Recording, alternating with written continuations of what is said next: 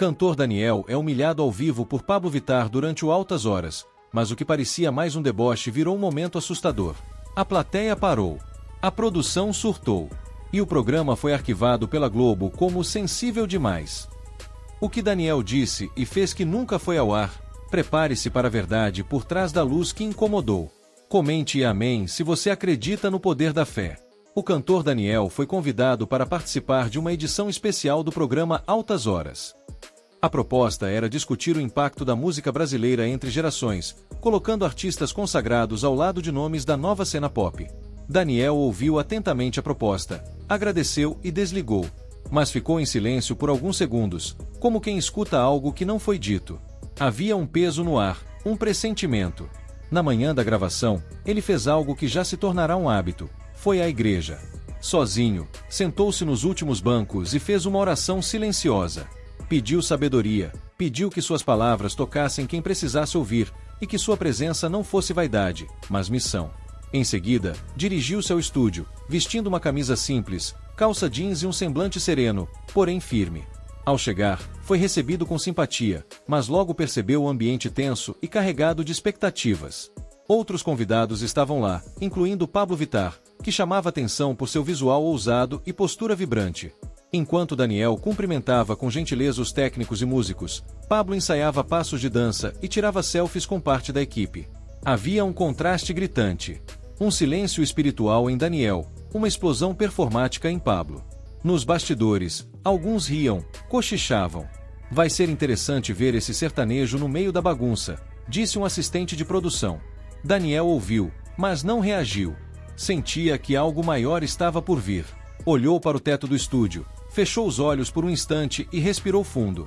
Naquele ambiente de luzes, câmeras e vaidades, ele não era apenas um cantor. Era um portador de algo que não cabia no roteiro da televisão. E ele sabia, se estivesse ali por obediência ao chamado, nada o abalaria. Nem o escárnio, nem o silêncio, nem a censura. Quando as câmeras começaram a rodar e o público aplaudiu com entusiasmo, o clima era de festa. Serginho Groisman, como sempre, conduzia com carisma e leveza, chamando um a um os convidados para o centro do palco. Pablo Vittar foi o primeiro a ser ovacionado, com gritos eufóricos da plateia, músicas dançantes e comentários exaltando sua representatividade. Daniel, por sua vez, foi recebido com respeito, mas sem o mesmo fervor. Sentou-se de forma tranquila, observando atentamente cada fala, cada gesto. Quando chegou sua vez de falar sobre a importância da música na formação de valores, Daniel contou um episódio pessoal. Lembrou de quando, ainda jovem, via seu pai rezando o terço na varanda, ouvindo uma rádio sertaneja que misturava canções de raiz com preces e reflexões. Disse que a música, para ele, era oração cantada, era a ponte entre o homem e o sagrado. Pablo sorriu com ironia. Pegou o microfone e respondeu com sarcasmo.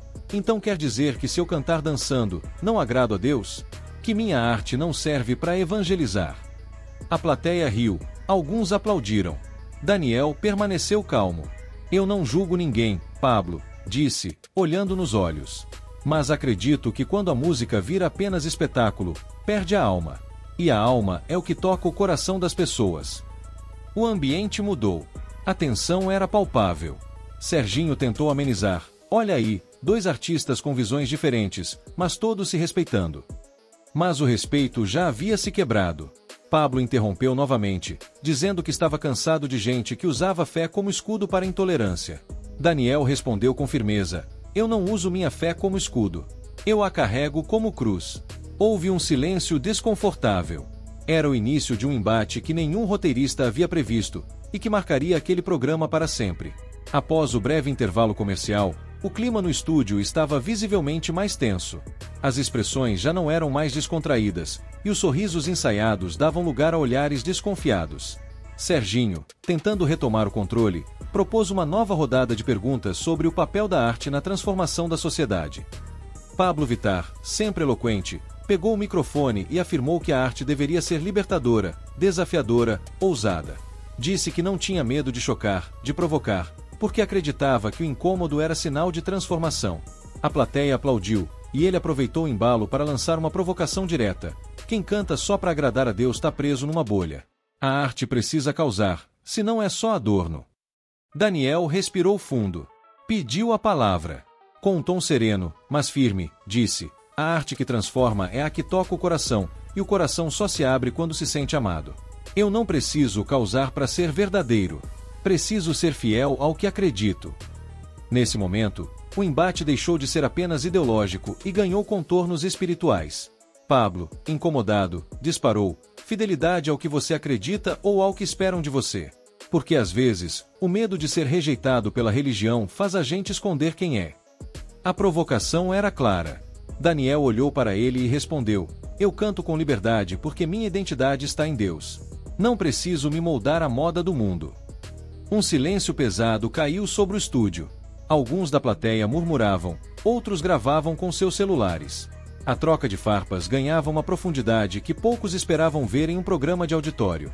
A partir dali, o Altas Horas deixava de ser apenas entretenimento para se tornar um campo de batalha entre duas visões de mundo, uma centrada na verdade revelada, a outra na liberdade performática.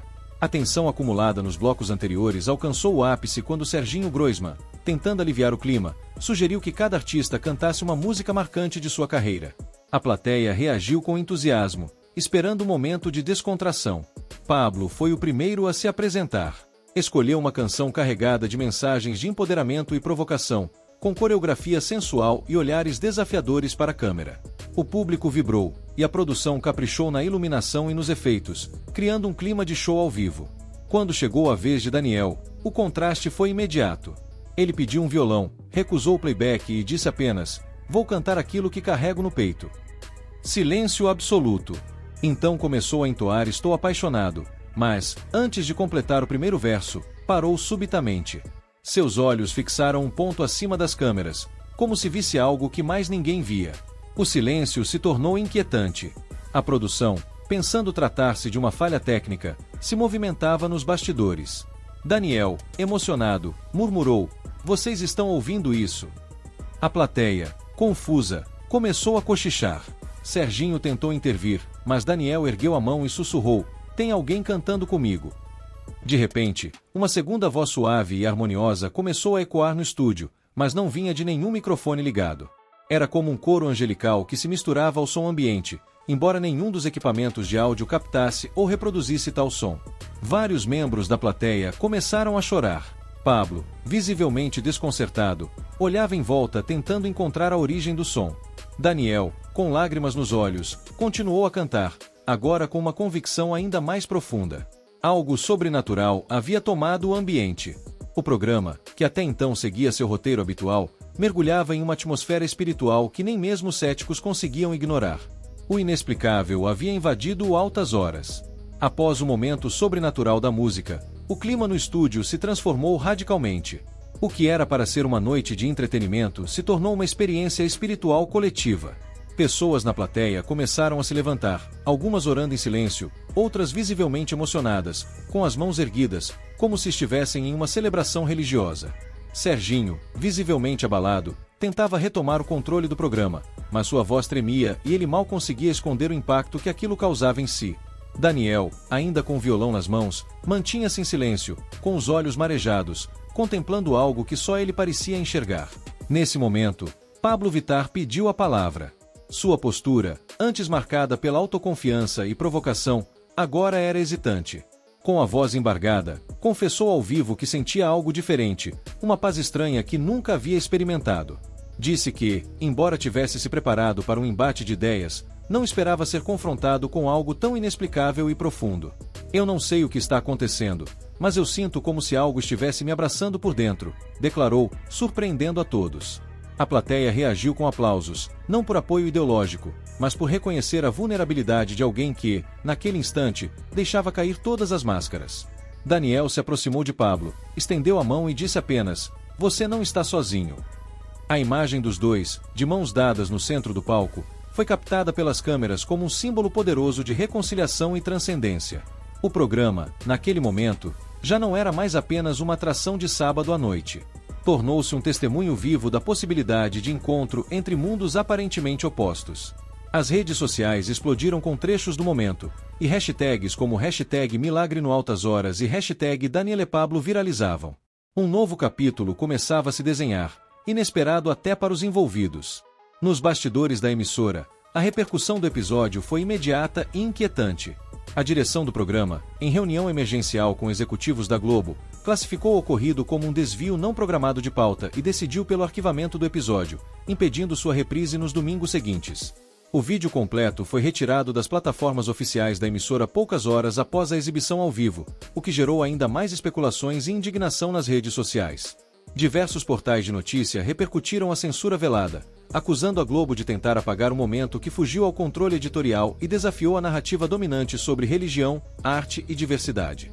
A produção justificou-se alegando falta de coerência com os objetivos do formato, mas ninguém ignorava que o verdadeiro motivo era o desconforto gerado por um fenômeno espiritual que não se encaixava nas fórmulas de entretenimento progressista. Enquanto isso, Daniel manteve silêncio público, mas fontes próximas revelaram que ele estava profundamente tocado e discernindo os próximos passos de sua missão artística. Pablo, por sua vez, surpreendeu ao publicar uma mensagem enigmática em suas redes: "Algo me atravessou.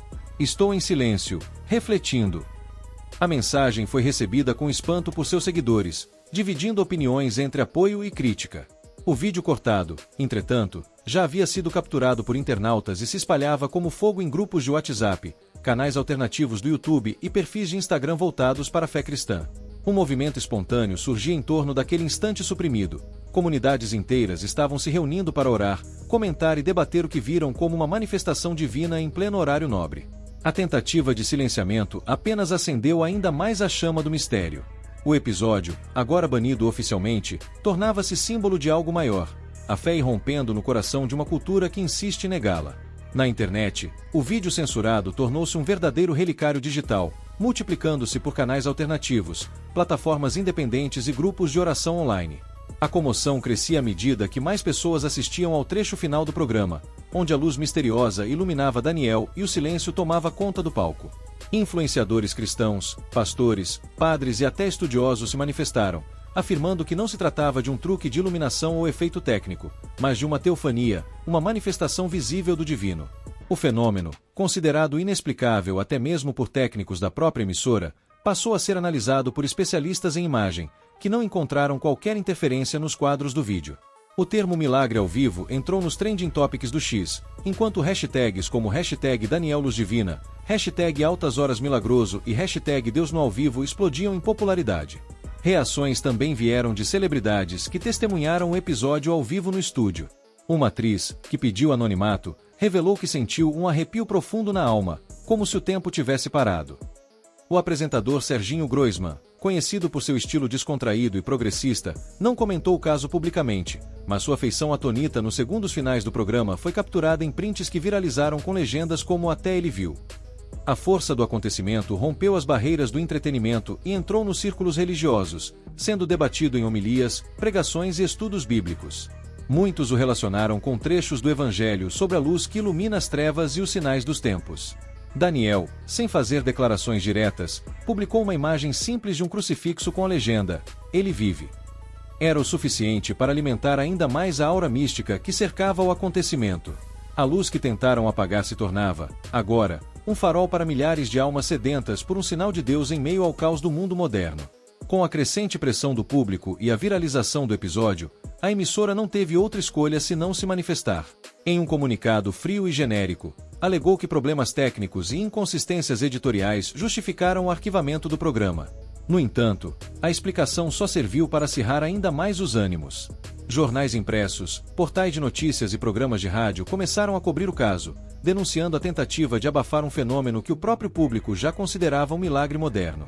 O clima nos bastidores da emissora era de tensão. Muitos profissionais, incluindo cinegrafistas e produtores presentes na gravação, relataram em off que houve uma ordem direta da alta direção para encerrar o programa abruptamente após o ocorrido. Um funcionário, sob anonimato, afirmou que alguma coisa aconteceu naquele palco que eles não querem que o Brasil veja. Paralelamente, comunidades cristãs organizavam vigílias e missas em agradecimento pelo que chamavam de a visita do Espírito Santo ao vivo. Igrejas evangélicas realizaram cultos temáticos sobre o episódio, interpretando o evento como um sinal escatológico, uma espécie de despertar espiritual. Movimentos católicos destacavam a postura de Daniel como exemplo de um verdadeiro servo de Deus que, mesmo em meio a zombarias e escárnio, permaneceu firme, sendo depois glorificado pela própria luz divina. O caso chegou até o Vaticano, onde teólogos e jornalistas italianos começaram a investigar relatos e traduções do acontecimento. Não demorou para que o nome de Daniel começasse a ser associado a expressões como instrumento da graça e voz dos céus no Brasil. Enquanto isso, Pablo Vittar e alguns artistas que ironizaram o momento sumiram temporariamente das redes sociais. O silêncio deles contrastava com o fervor da população, que agora via o episódio não como uma polêmica televisiva, mas como um divisor de águas espiritual em rede nacional. Após o turbilhão de repercussões e o arquivamento do programa, Daniel voltou à sua rotina com a serenidade que sempre o caracterizou.